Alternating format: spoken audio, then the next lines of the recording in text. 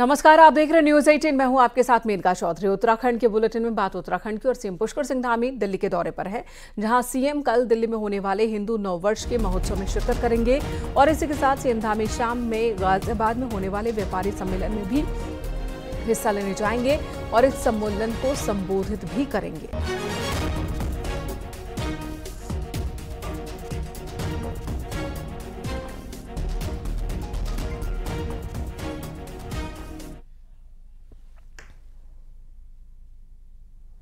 और इससे पहले आज देहरादून में सीएम पुष्कर सिंह धामी ने वन विभाग की मीटिंग बुलाई। सीएम ने कहा कि आग की घटनाओं को रोकने के लिए नोडल अधिकारी तैनात किए जाएं, सूचना मिलने पर तुरंत कार्रवाई की जाए ताकि जिस इलाके में जंगल में आग लगी हो वहां तुरंत एक्शन लिया जाए और संबंधित अधिकारी की जिम्मेदारी तय की जाए। अगर कोई जानबूझकर आग लगाता है तो उसके खिलाफ भी कार्रवाई की जाए। इस मीटिंग में वन विभाग के प्रमुख सचिव आर.के. सुधांशु और चीफ अनूप मलिक मौजूद रहे।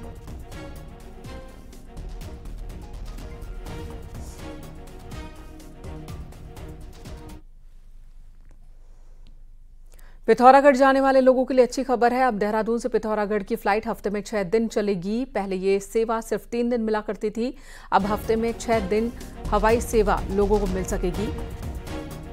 बॉर्डर इलाकों में टूरिज्म को बढ़ावा मिलेगा, ये उम्मीद जताई जा रही है।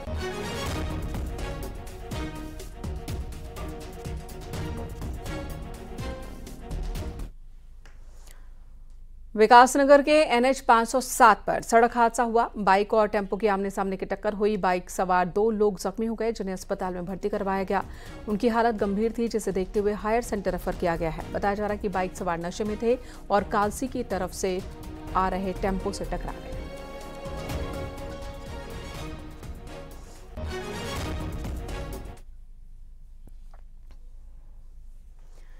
सीएम पुष्कर सिंह धामी ने एक बार फिर कहा कि 5 सीट बीजेपी जीतने वाली है उत्तराखंड में और पूरे देश में प्रधानमंत्री मोदी के नाम पर चुनाव हो रहा है। उन्होंने कहा कि कम वोटिंग की वजह से बीजेपी को नुकसान नहीं होगा बल्कि फायदा ही होगा और इसके पीछे की वजहें क्या है ये भी धामी ने गिनाया। चलिए आपको सुनाते हैं।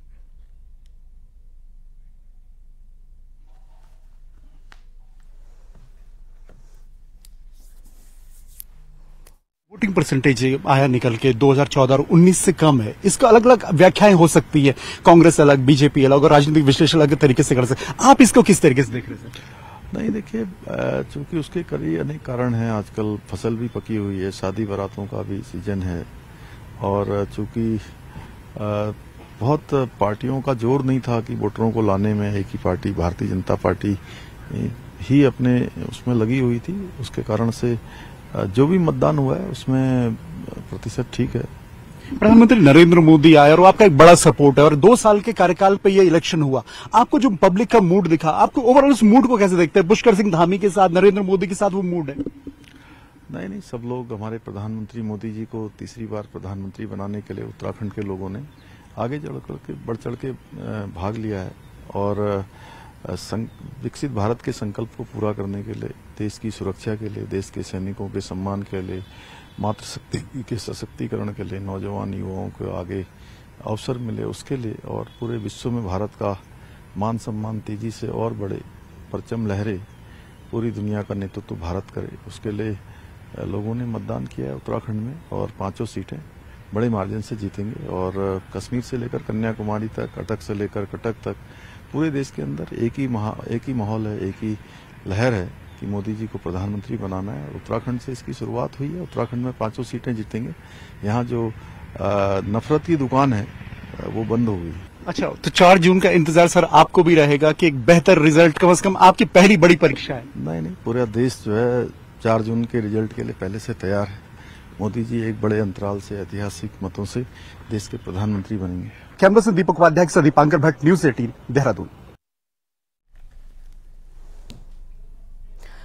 उत्तराखंड की 5 लोकसभा सीटों पर सबसे ज्यादा वोटिंग हरिद्वार में हुई, पर बीजेपी विधायकों की सीटों पर कम और विपक्षी विधायकों की सीटों पर ज्यादा।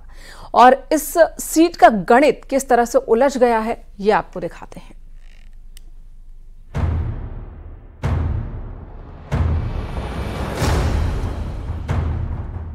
बीजेपी, कांग्रेस और बीएसपी की फाइट वाली सीट हरिद्वार में वोटिंग के बाद समीकरण उलझ गए हैं।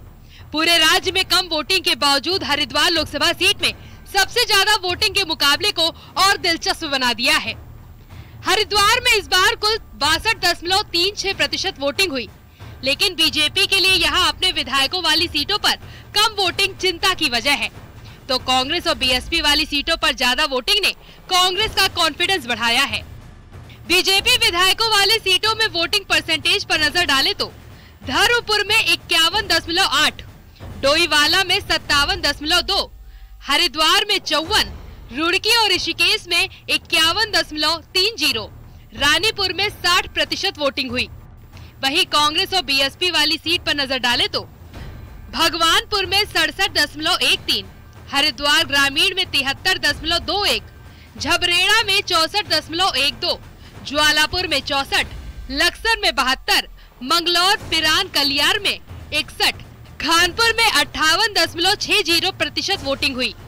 हरिद्वार में मुस्लिम दलित समीकरण बड़ा फैक्टर है, पर ये फैक्टर किसको फायदा करेगा ये 4 जून को पता लगेगा। पर हरीश रावत इसी फैक्टर को ज्यादा वोटिंग की वजह मानते हैं। और कांग्रेस के लिए हरिद्वार के अंदर इस चुनाव ने एक बड़ा प्लेटफॉर्म तैयार कर दिया है, जो अगले 10 सालों तक कांग्रेस को लाभ पहुंचाएगा, 2027 और उसके बाद भी निरंतर लाभ पहुंचाएगा। तो ये चुनाव जो है, हरिद्वार का चुनाव, कांग्रेस के लिए बहुत ही अमृत का काम कर गया है। हरिद्वार लोकसभा सीट में कम वोटिंग ने कहीं न कहीं बीजेपी की चिंता बढ़ाई है। पार्टी के विधायक होने के बावजूद कम वोटिंग क्यों हुई, ये सवाल हरिद्वार लोकसभा सीट से बीजेपी विधायकों के सामने है। कुल मिला के समीक्षा का विषय है, हम लोग पूरी समीक्षा करेंगे। और मैं समझता हूं कि जो मैं अपने हरिद्वार लोकसभा की बात करूं तो ये भी मैं कह सकता हूं कि इन ऑल तो हम आज की तारीख में अच्छी स्थिति में है, सीट भी निकालेंगे, सीट भी जीतेंगे। लेकिन यह कि वोटिंग कम पड़ना ये थोड़ा सा हमारे लिए एक सोचने का विषय तो है। हरिद्वार लोकसभा सीट पर सबसे ज्यादा वोटिंग के बावजूद बीजेपी के विधायकों वाली सीटों पर कम वोटिंग परसेंटेज ने मुकाबला दिलचस्प बना दिया है। दीपांकर भट्ट, न्यूज़ 18, देहरादून।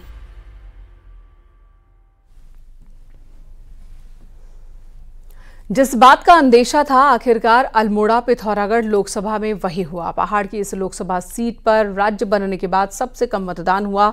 सूबे की इकलौती रिजर्व सीट ने जहां कम मतदान का रिकॉर्ड बनाया, वहीं इस रिकॉर्ड ने राजनीतिक दलों की नींद भी उड़ा दी है। देखिए ये रिपोर्ट। अल्मोड़ा लोकसभा सीट पर लगातार चौथी बार बीजेपी के अजय टम्टा और कांग्रेस के प्रदीप टम्टा के बीच मुकाबला है, लेकिन लगता है इस मुकाबले को लेकर मतदाताओं में जोश ज्यादा नहीं है। मतदान पूरा होने के बाद जो आंकड़े सामने आए हैं उससे हर कोई हैरान है। हालात ये है कि राज्य बनने के बाद पहली बार इस लोकसभा में सबसे कम मतदान हुआ है। आलम ये रहा कि पूरी लोकसभा में 47% मतदाता भी मतदान केंद्रों तक नहीं पहुँच पाए। देखिए, अगर पूरी लोकसभा की बात करते हैं लगभग 46.9% के आसपास पूरी लोकसभा का है, और अगर हम अपने जनपद की बात करें तो हमारे जनपद का लगभग 45%। राज्य बनने के बाद हुए पहले लोकसभा चुनाव में यहाँ 50% लोगों ने मतदान किया था, जबकि 2009 में ये आंकड़ा 47% तक जा पहुँचा। वहीं 2014 के चुनाव में इस सीट पर 53% से अधिक लोगों ने मतदान किया, जबकि बीते लोकसभा चुनाव में भी तकरीबन 49% लोग मतदान केंद्रों में पहुंचे थे। लेकिन इस बार यहां सिर्फ 46.9% ही वोट पड़ा है। 4 जिलों की इस लोकसभा में सबसे कम वोटिंग अल्मोड़ा में हुई है। यहां सिर्फ 45% मतदान हुआ, जबकि पिथौरागढ़ में 48, चंपावत में 51 और बागेश्वर में 54% मतदान हुआ। प्रत्याशी हैं उनकी रिपीटेशन हो रही है। दूसरा जो है, पोलिंग बूथों में बड़े दूर दूर हैं और जो है जनता को खड़े रहने का इतना समय जनता देना नहीं चाहती है। तीसरा जो है वो पलायन है, क्योंकि आप सल्ट से लेकर के हमारे जिले के अगर हम देखें तो सारे विधानसभाओं में जो पलायन जहां ज़्यादा है वहां कम वोटिंग हुई है। इस लोकसभा सीट पर 12 गाँव ने चुनाव बहिष्कार भी किया है। बावजूद इसके 47% से कम मतदान किसी के गले नहीं उतर रहा है।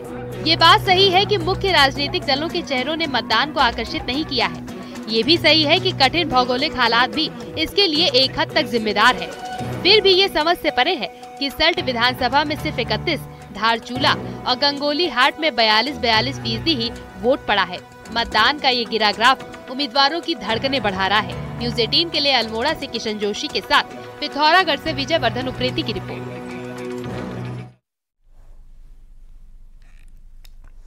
उत्तराखंड में कम वोटिंग पर पूर्व सीएम हरीश रावत का बयान सामने आया। हरीश रावत ने कहा कि बीजेपी के वोट में गिरावट आई है और बीजेपी के वोट में 10 से 15% तक की गिरावट आई है। वहीं उन्होंने ये भी कहा कि बीजेपी को बड़ा नुकसान होने वाला है और 400 पार का उनका नारा पूरा नहीं होगा।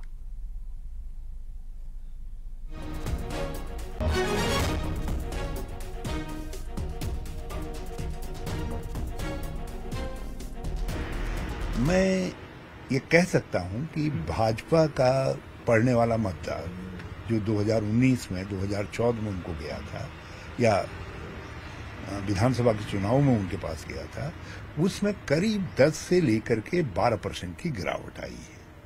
और जो हमको पढ़ने वाला मतदाता, जिसको हम लक्ष्य बना करके चल रहे थे और जो मतदाता भाजपा की नीतियों से खिन्न था, उस मतदाता के परसेंटेज में 4 से 5% की वृद्धि हुई है। तो इसका अर्थ है कि भाजपा को एक बड़ा लॉस होने जा रहा है।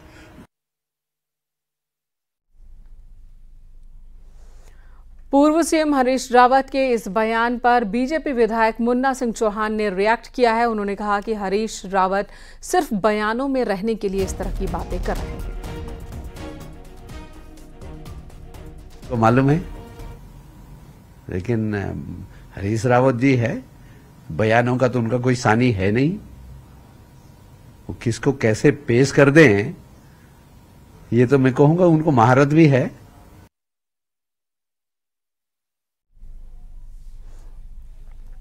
उत्तराखंड में कल हुई वोटिंग के बाद आज ईवीएम स्ट्रांग रूम पहुंच गई। सभी स्ट्रांग रूम में ईवीएम कड़ी सुरक्षा के बीच रखी गई हैं।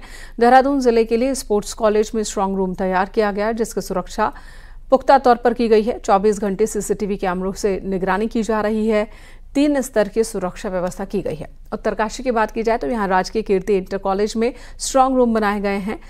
नई टिहरी जिला मुख्यालय के ITI में स्ट्रांग रूम बनाया गया, जहां पर ईवीएम्स रखी गई हैं।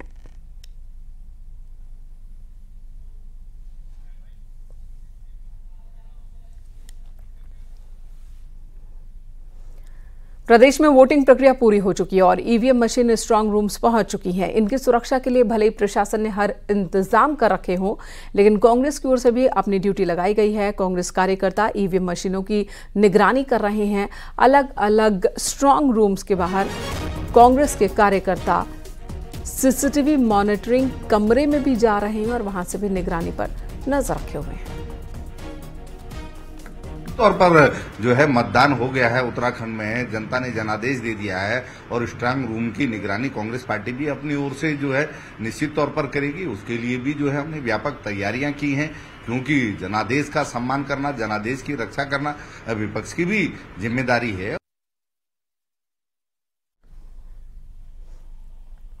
उत्तराखंड में शुक्रवार को चुनाव खत्म हो चुके हैं और ऐसे में नेता आखिर अब क्या कर रहे हैं, आपके मन में ये सवाल जरूर उठ रहा होगा।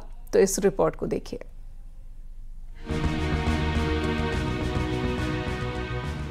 देवभूमि उत्तराखंड में शुक्रवार को मतदान के बाद चुनावी शोर पूरी तरह से थम चुका है, लेकिन नेताओं की जिंदगी में पॉलिटिकल कैलकुलेशन का दौर शुरू हो चुका है। नैनीताल में बीजेपी प्रत्याशी केंद्रीय रक्षा राज्य मंत्री अजय भट्ट तो शनिवार सुबह से ही हर बूथ की रिपोर्ट लेते रहे और कार्यकर्ता भी अपना रिपोर्ट कार्ड लेकर उनके पास पहुंचते रहे। हालांकि चुनाव खत्म होने के बाद भट्ट सब कुछ भगवान पर छोड़ काफी रिलैक्स दिखे। दिनों तो भागो, चलना है, कहाँ हुआ, कितना हुआ, समय इतना हो गया, अभी 4 सभाएं और हैं, विद इन टाइम आइए, विद इन लिमिट चलिए, जैसे और लोग भी कहते थे। आज शांति। दूसरी तरफ कांग्रेस के प्रत्याशी भी आराम की मुद्रा में दिखे और दिन भर अपने समर्थकों से बतियाते रहे। तो आज सुबह से ही अपने साथियों से, कांग्रेस परिवार के लोगों से या अन्य साथियों ने जिन्होंने चुनाव बहुत मेहनत करी, उनसे मिलने में आज पूरा दिन जा रहा है। अच्छा लग रहा है सबसे मिलकर। जाहिर है चुनाव लड़ने वाले नेताओं की जिंदगी में ये आराम वाला दिन काफी दिनों बाद सामने आया। ऐसे में आराम करने और गप मारने का काफी समय है, क्योंकि ये ऐसा समय है जब ना लोग अपनी जन समस्याएं लेकर आते हैं और ना ही नेताजी जन समस्याएं सुनने के मूड में होते हैं। हल्द्वानी से न्यूज़ 18 के लिए शैलेंद्र नेगी की रिपोर्ट।